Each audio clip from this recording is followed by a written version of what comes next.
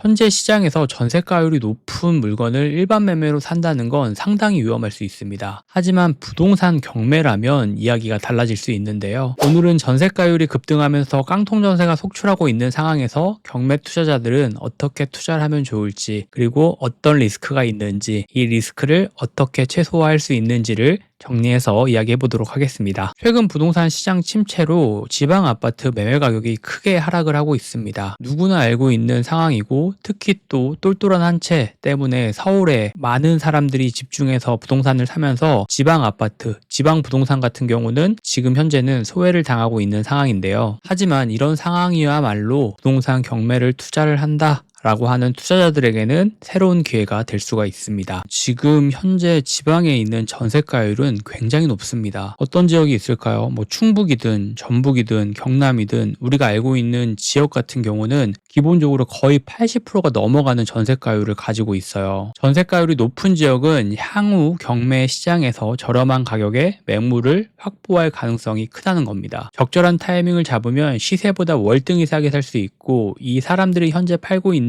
가격보다 더 싸게 내나 단기 차익을 남길 수도 있습니다. 많은 사람들이 지방에는 사람이 살지 않는다라고 생각하지만 이건 잘못된 생각이에요. 전혀 그렇지 않습니다. 지방에도 상당히 탄탄한 상권과 학군이 형성이 되어져 있고 많은 사람들이 생활을 하고 있어요. 제가 최근에 정말 놀랬던 일이 있는데, 이 20살 20대 초반인 친구들, 서울에만 살았던 이 친구들은 수원이나 안산, 안양 이런 곳들을 한 번도 가보지 않았기 때문에 거기에 사람들이 많이 살고 있어? 라는 질문을 막 하더라고요. 이런 이야기를 들으면서 이게 뭔가 고정관념이라는 게 아무래도 있구나, 이런 것들을 많이 느꼈던 것 같아요. 지방에도 충분히 많은 사람들이 살고 있고 그곳을 또 이루고 있는 부동산들이 있습니다. 자, 그러면 깡통 전세 물건 경매 투자자가 주목해야 할 점에 대한 부분을 이야기해 보도록 하겠습니다. 깡통 전세라는 건 이 매매가가 있고 전세가율이라는 게 있잖아요. 근데 이 매매가가 떨어지고 전세가율이 더 올라서 집 주인이 이 집을 팔아도 전세 보증금을 다 돌려주지 못하는 상황을 깡통 전세의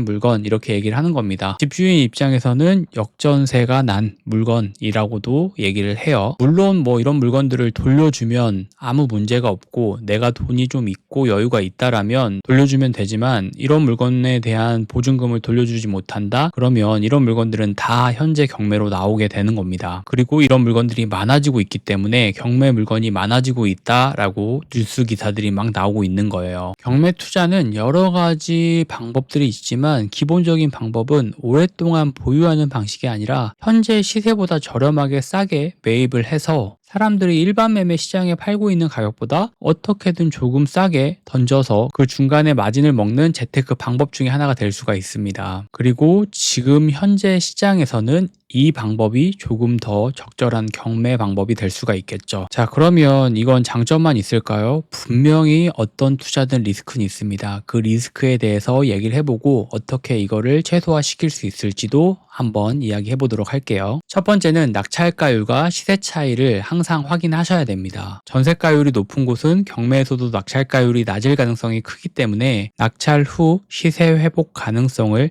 철저히 분석하셔야 됩니다. 두 번째는 언제나 경매에서 강조하는 점유자의 권리를 분석을 하셔야 됩니다. 싸다고 사는 게 아니라 여러 가지 문제들이 있는지 없는지를 내가 파악할 수 있는 권리 분석은 하실 수 있으셔야 돼요. 가격이 싸다라고 하면 많은 사람들이 관심을 갖습니다. 1억짜리 아파트가 막 2천만 원, 1천만 원 이렇게 나와 있다라고 하면 관심이 갈 수밖에 없겠죠. 하지만 물어줘야 되는 돈이 막 2억이에요. 그럼 이 아파트 현재 시세가 1억인데 내가 물어줘야 되는 돈이 2억이라면 내가 1천만 원의 낙찰을 받는다라고 해도 2억 1천만 원에 산 게 될 수가 있겠죠. 그래서 항상 경매라는 걸 할 때는 이 권리 분석, 물어줄 돈이 있는지 없는지를 볼 수 있으셔야 됩니다. 세 번째는 경매 후 이 활용 방안도 충분히 고려를 하셔야 돼요. 낙찰을 받고 난 이후에 바로 임대를 줄 건지, 전세를 줄 건지, 월세를 줄 건지, 아니면 매도를 할 건지, 이런 방법에 대한 부분을 명확하게 내가 설정을 하고 이 부동산에 접근을 하셔야 됩니다. 그래야 여러 가지들을 또 세부적으로 짤 수가 있어요. 예를 들면 대출을 빨리 갚는다, 내가 빨리 팔 거다, 그럼 금리가 좀 높더라도 여러 가지 혜택이 더 많은 걸 선택할 수 있겠죠. 아니다,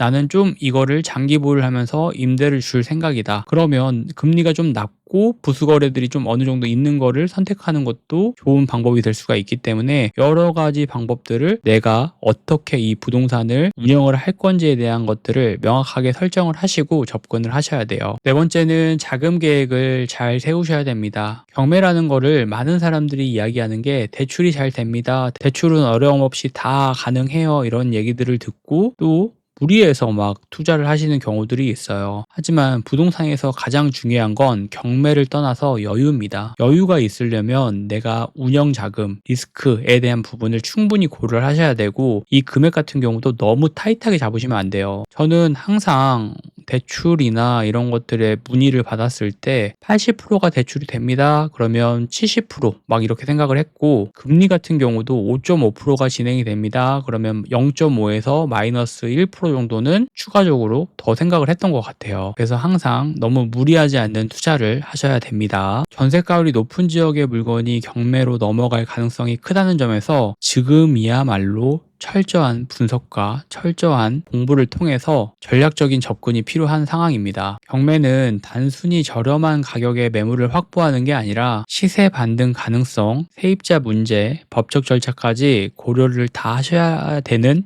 복잡할 수 있는 투자 방법이기도 해요. 하지만 내가 이걸 공부를 하고 내가 볼 수가 있고 이런 것들을 통해서 경험할 수 있다 그러면 저는 경매 같은 경우는 평생 쓸 수 있는 내 방법 중에 하나라고 생각하고 있거든요. 그래서 한번 배워 두실 때 잘 배워 두시면 좋을 것 같고 오늘 제가 해드린 얘기를 통해서 한번 검색도 해보세요. 현재 지금 지방 아파트 전세가율이 얼마가 되고 있는지 그리고 이게 지금 현재 경매에서 얼마에 낙찰이 되고 있는지 현재 시세라는 게 있고 낙찰된 가격을 보면 이 사람이 얼마나 싸게 낙찰을 받았는지 우리가 확인할 수 있잖아요. 그런 과정들을 하다 보면 내가 공부가 되고 또 이런 공부들은 내가 실행할 수 있는 용기를 만들어 주기도 할 겁니다. 그래서 오늘은 지방 전세가율 상승을 투자자의 시각에서 어떻게 기회로 활용할 수 있을까에 대한 부분을 정리해서 이야기해봤습니다. 시장이 모두 어렵다고 얘기를 하고 있지만 또 누군가는 그 속에서 기회를 잘 찾고 있습니다. 저도 여러 가지 방면으로 해서 공부를 하고 있고 또 공부한 내용 이렇게 영상으로 계속 만들어 보도록 하겠습니다. 오늘도 영상 봐주셔서 감사하고 내일 또 좋은 영상으로 돌아오도록 하겠습니다.